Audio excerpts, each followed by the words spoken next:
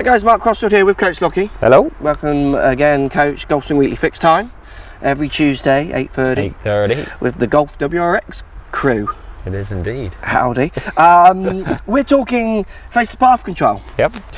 Something I think lots of people are really worried or scared and often don't understand that this is something that they should be practicing. Yep. As they try to practice their perfect swings. They actually should be trying to funk this a little bit and understanding what kind of shots happen when they try to do it, really. So let's give them a bit of help.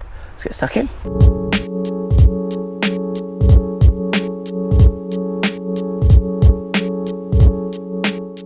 So Matt, face to path control, what does that mean to you? So in a playing environment or practicing environment, what does face to path control mean to you? Curvature. Okay. And how I'm going to curve my ball trajectory as well. Yeah. Those are the two main things. Okay, what about in a swing feeling? How would you feel if you were going to control face to path in different ways? What kind of feelings might you have in your action? How my left wrist is, so my lead wrist, whether it's bowed or cupped. So what is that doing to the club? It's going to be changing its loft and changing the face to path, so opening and closing it. So in effect, you're going to play with this twist, you feel? Around the axis. And would you be not as much as maybe my second one, which would be where I position my handle in relationship to the club head at impact. Okay. I usually use that feeling more to shape it. Okay, so let's say you're going to hit a draw shot. What are you going to do to hit your draw shot in relationship to face to path? So obviously we've done videos on how to draw and fade and those kind of things. You're going to aim down the right. Aim down the right, yeah. You're going to point your face down the right. Yeah. But you're going to point your face left of where your feet aim. I'd imagine. Yeah.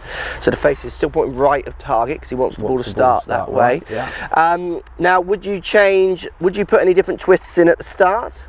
You don't, do you? It depends on how extreme it needs to be, really. Yeah. You don't normally need a massive snap hook unless a tree's in your way, so a gentle draw, I wouldn't really be doing it normally. So if you needed a massive snap hook, you would change your address position? Yeah, I'd be funking the club up, yeah. And would you be changing grips or not? I'd be twisting the club first and then gripping it how I normally do. Oh, would you? And then aiming accordingly? Yeah. Okay, so you in effect you are changing your grip changing there. my grip, so but the feel of it isn't really. Yeah, Matt's saying he's twisting his club first and holding it, obviously, which is going to twist his grip as he moves it.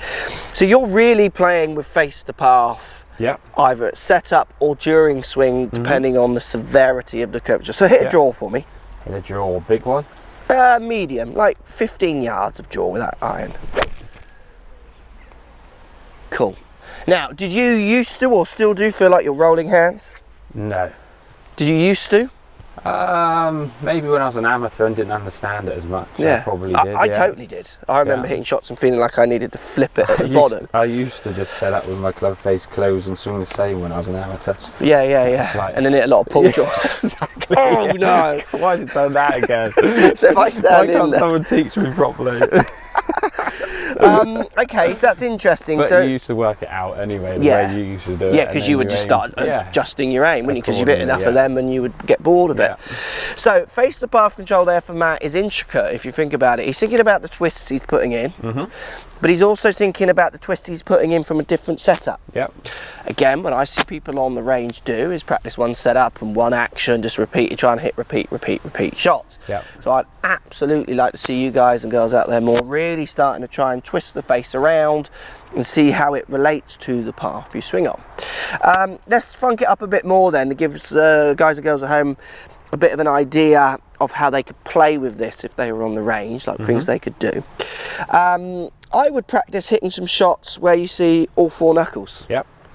And then don't do anything, just swing your normal shot. So if I was to do that and don't change anything, that face tends to want to point to the left with not much loft. And I hit a low pull draw. So massive pull. Yeah. So I know I could use that shot. So I'm going to start with that 4-knuckle grip. This time I'm going to aim right. So look, I'm aiming at those trees on the right. Now what I'm going to do when I do this as well is I'm actually going to put a bit of twist in my wrist on the backswing. So I'm going to try and take more loft off. Yeah. Makes me feel like I'm going to get the face more close to the path and then hit. And there's my low hook round a tree. Yeah. So I've actually worked that out from my bad shot. Yep. Does that make sense? 100%. Yeah. Where for lots of people, I think they're scared to hit that bad shot. I think you can learn so much from your bad shot. So I'm going to try and hit one high. So face the path, I'm going to have to try and add loft, which for me means I'm going to be delivering the club like this or even back. Yep. But if I naturally just pull the handle back, the face points left. So I'm going to do things to try and counteract that. So I'm going to have the handle back, ball forwards, and I'm actually feeling like now the face is pointing right of the shaft angle. So open. So well, it's actually pointing at the target. Open to your How I would be, point. open or more right of where I would relate it more normally to this shaft angle. Because it's gone back, so then I'm going to have to put a twist in. That twist adding loft. Now what I'm going to do is from here, it makes more sense for me, and I tend to find target more if I have my left hand a little weaker, so I don't want to twist it over as much. And I'm going to hit my shot. I might try and lean back a bit more to change angle of attack to get my high one. Little bit of a pull, but I caught the ground slightly first, but yeah, up in the air, isn't it? So face the path control is very intricate, isn't it? So if you hit a low one for me. Low one, I took like really low. I twist the face to start with and then grip it again, so it is like I'm let's go head high. This is a 6 iron. Let's really get like you're chipping under trees. So you've moved the ball back, and now my shaft lean is forward of the head and the ball. So where would that make you feel like the face is going to point?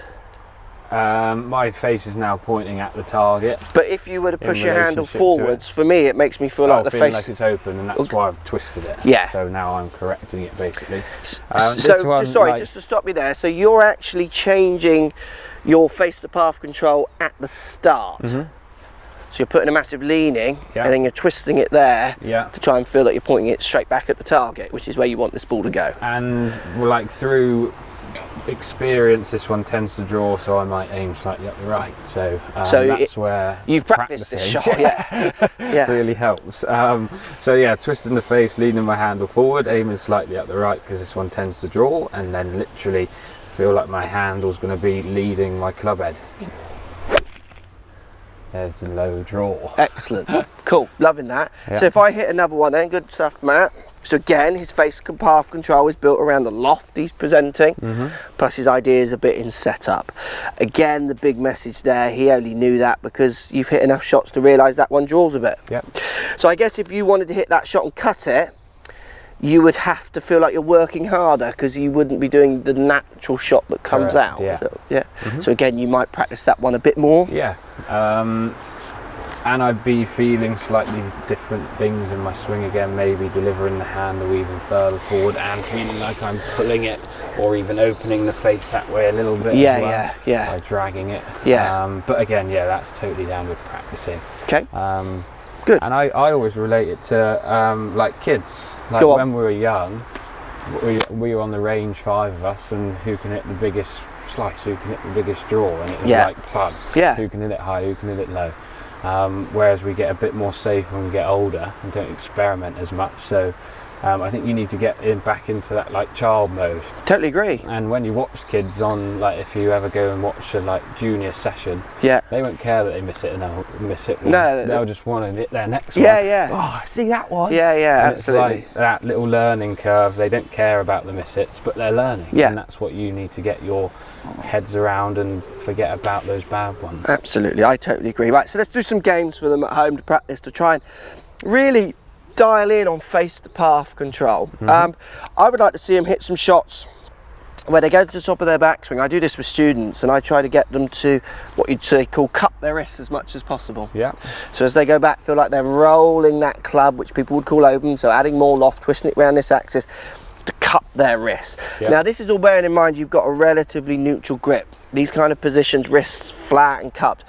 If I was to start with a big twist in my left hand, so it's what we call a strong left hand grip, I'm going to struggle to roll it anymore. So let's pretend we're talking from a relatively 2 to 3 knuckle grip, which I would imagine most of you are out there trying to do. So standard grip, and then I want you to try and just roll that wrist open as much as you can and hit it. So it's high and to the right. I could use that shot. 100%. I could aim more left and roll that wrist, and there's my shot over the tree, or my soft landing iron if I wanted to really funk it up. And then vice versa, I want you to hit a few shots where standard grip again, and you try and almost DJ your wrist. Bow it. Yeah, bow that bad boy. And there's that low left shot again. I could use that. Aim down the right, bow the wrist.